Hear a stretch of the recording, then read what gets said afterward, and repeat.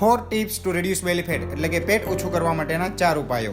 Number 1, લો carbohydrate diet એટલે કે ખાવામાં સુગરનું કન્ઝપ્શન ખૂબ જ ઓછું કરવું જોઈએ. નોર્મલી એવું હોય છે કે ખાવામાં સુગર અને ચરબી બંને વસ્તુ મળતી હોય છે, તો સુગર વપરાયા પછી યુઝ્યુઅલી ચરબીનો વપરાશ થતો હોય છે. તો સુગરનું કન્ઝપ્શન ઓછું કરવાથી અલ્ટિમેટલી ચરબીનું કન્ઝપ્શન વધે છે અને બેલી ફેટ ઘટે છે. Number 2, calorie calculation and diet plan. દરેક વ્યક્તિને પોતાના હાઇટ, વેઇટ અને લાઇફસ્ટાઇલ પ્રમાણે ફિક્સ અમાઉન્ટની કેલરીની રિક્વાયરમેન્ટ રહેતી હોય છે.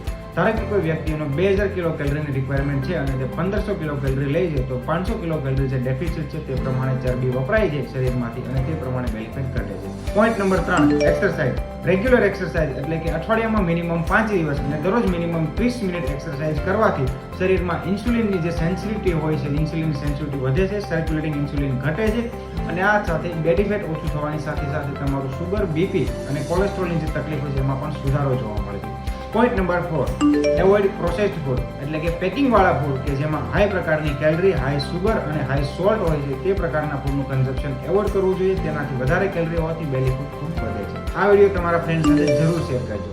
નમસ્કાર.